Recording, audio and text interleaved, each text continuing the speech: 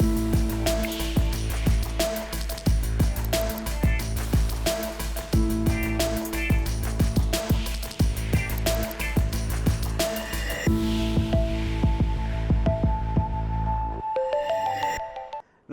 आप देख रहे हैं हमारा बेहद प्रभावशाली कार्यक्रम डीए न्यूज प्लस की चर्चा है में हम कोशिश करते हैं उन मुद्दों, उन सामयिक होने वाली घटनाओं जिनसे हमारे आजकल पर असर पड़ रहा है, जो चर्चा में है लगातार, उस पर हम चर्चा करते हैं।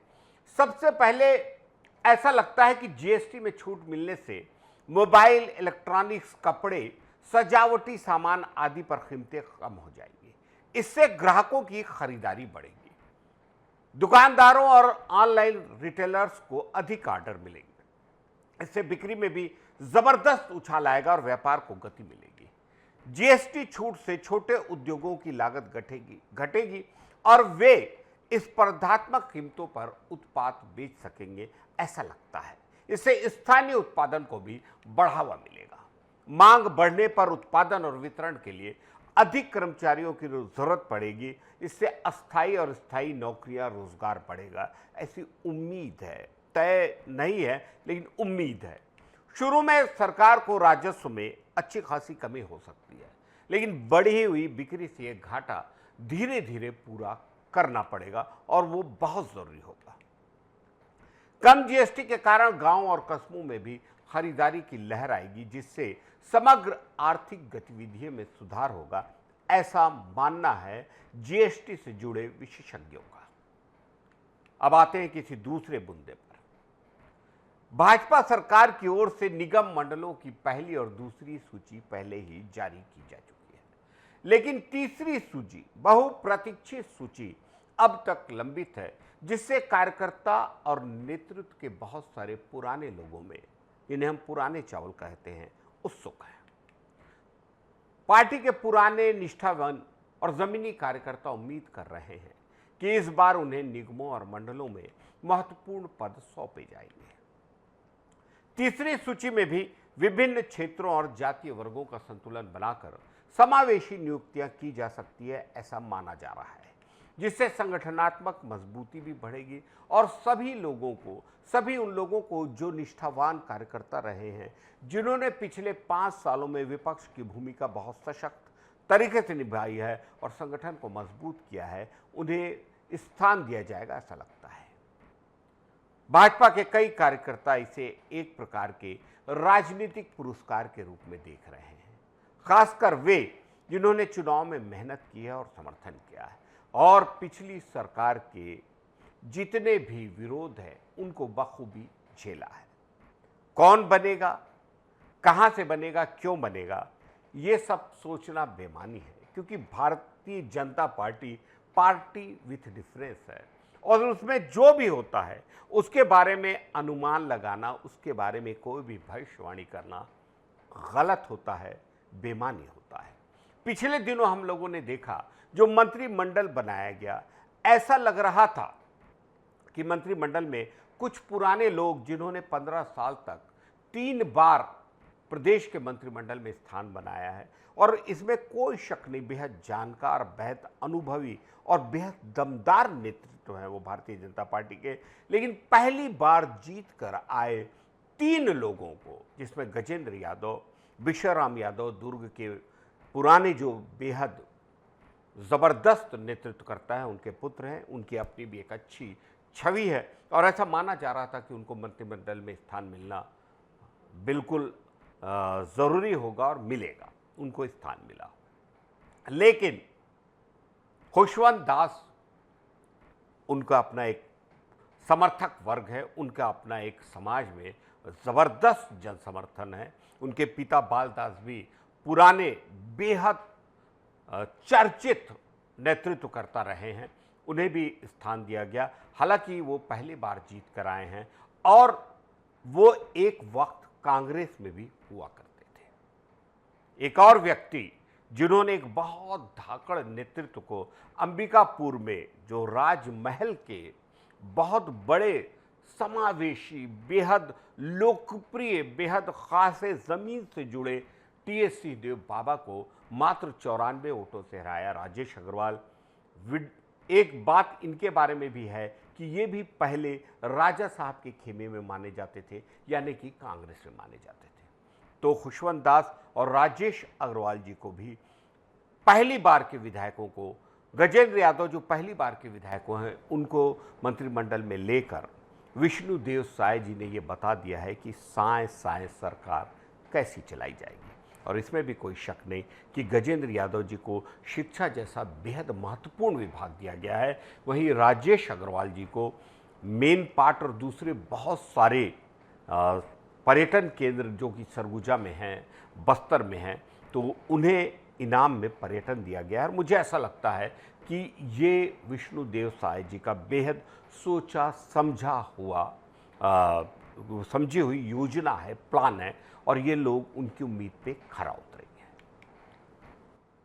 आगे बढ़ते हैं एक और बिंदु। मुख्यमंत्री विष्णुदेव साय ने पवित्र गणेश चतुर्थी के अवसर पर स्वास्थ्य सेवाओं से जुड़ी 3 बड़ी घोषणाएं कर जनता को उपहार स्वरूप सौंपा है। ग्रामीण और दूरस्थ क्षेत्रों में अब मोबाइल हेल्थ यूनिट्स की सुविधा मिलेगी, जिससे गरीबों और बुजुर्गों को घर के पास इलाज मिलेगा, ऐसी उम्मीद की जा रही है। प्रत्येक परिवार को मिलेगा एक डिजिटल हेल्थ कार्ड, जिसमें मरीज की स्वास्थ्य जानकारी और इलाज का रिकॉर्ड सुरक्षित रहेगा। प्रदेश के प्रमुख जिला अस्पतालों में अब मिलेंगी नई टेस्टिंग मशीनें, आईसीयू बेड और 24/7 डॉक्टरों की सुविधा, जिससे इलाज का स्तर सुधरेगा। सीएम साय साहब ने कहा है कि छत्तीसगढ़ की जनता की सेहत और सुरक्षा ही सरकार की सर्वोच्च प्राथमिकता है, बिला शक, और हर घर तक स्वास्थ्य सेवा पहुंचाना हमारा लक्ष्य है। ये तीनों घोषणाएं छत्तीसगढ़ को स्वस्थ राज्य, मजबूत राज्य, सेहतमंद राज्य बनाने की दिशा में बड़ा कदम है, जो राज्य की सामाजिक और आर्थिक स्थिति को भी बेहतर बनाएंगी। और विष्णुदेव साय जी का ये एक बहुत ही ऐसा कदम है जिसकी सब ओर प्रशंसा हो रही है, इस प्रशासन की, सुशासन की। एक और बड़ी खबर जो हमारे छत्तीसगढ़ से के लिए गर्व की बात है, छत्तीसगढ़ के लिए से जुड़ी हुई एक संवेदनशील खबर है। भारतीय रेलवे के रायपुर स्थित वर्कशॉप में विशेष तकनीक से भारी और मजबूत गर्डर तैयार किए जा रहे हैं। ये जो है ब्रिज मिजोरम में बन रहा है, जिसके पियर्स स्तंभ देश के सबसे ऊंचे हैं।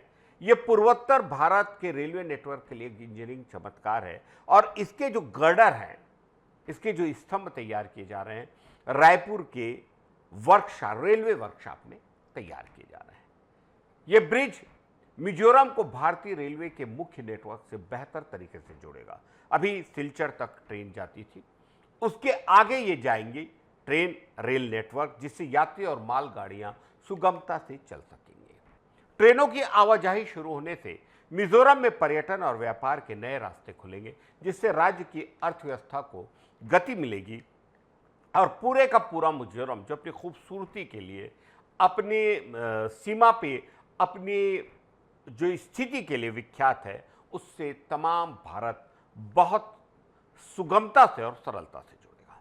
रायपुर में बना गर्डर हमारे लिए गर्व की बात है, इस बात का प्रतीक है कि देश में ही विश्व स्तरीय ढांचागत निर्माण संभव है, जिससे आत्मनिर्भरता को बढ़ावा मिलता है। रायपुर रेलवे वर्कशॉप के तमाम लोग, SECR, दक्षिण मध्य पूर्व रेलवे के तमाम लोग, बिलासपुर मंडल के तमाम लोगों के लिए ये बड़े गर्व की बात है, और इसके लिए हम DA न्यूज़ प्लस और तमाम छत्तीसगढ़ वासियों की ओर से उन्हें बहुत बहुत बधाई देते हैं, उनकी प्रशंसा करते हैं कि रायपुर में बना गर्डर ब्रिज में उपयोग में लाया जाएगा। एक और खास बात, ब्रिज के शुरू होने से मिजोरम के दूर दराज क्षेत्रों में तेज और सुविधाजनक रेल सेवा संभव होगी, जिससे यात्रियों और व्यापारियों को सीधा लाभ मिलेगा। एक और खास खबर कि शहर में सिर्फ 6 महीनों में 677 चाकूबाजी के केस दर्ज हुए हैं, जो आम जनजीवन के लिए बड़ा खतरा बन चुके हैं। कोर्ट ने इस आंकड़े को बेहद चिंताजनक बताया है और कहा है कि कानून व्यवस्था पर सवाल खड़े करता है। इन मामलों में बड़ी संख्या में किशोर नौजवान शामिल पाए गए हैं, जिससे पूरे का पूरा सामाजिक ढांचा और पारिवारिक माहौल बिगड़ रहा है। आम लोगों, खासकर महिलाओं और स्कूली छात्राओं की सड़क पर चलने में असुरक्षा की भावना बढ़ रही है। हालांकि कोर्ट ने पुलिस से पूछा है कि इतनी बड़ी संख्या में चाकू रखने और इस्तेमाल करने वाले लोग खुलेआम घूम कैसे रहे हैं। हाईकोर्ट ने सरकार और पुलिस प्रशासन को निर्देश दिया है कि ऑनलाइन मंगाए जाने वाले या ये चाकू और इस चाकूबाजी को रोकने के लिए सख्त कानून लागू किए जाएं और सतर्कता अभियान चलाया जाए। आज की चर्चा में इतना ही। पूरी उम्मीद है कि हमारी आज की चर्चा आपको कैसे लगी, डीए न्यूज़ प्लस के कार्यक्रम आपको कैसे लगते हैं, आप सभी की प्रतिक्रियाएं आमंत्रित है। मैं शकील साजिद, फिर से आप सभी का आभार। नमस्कार।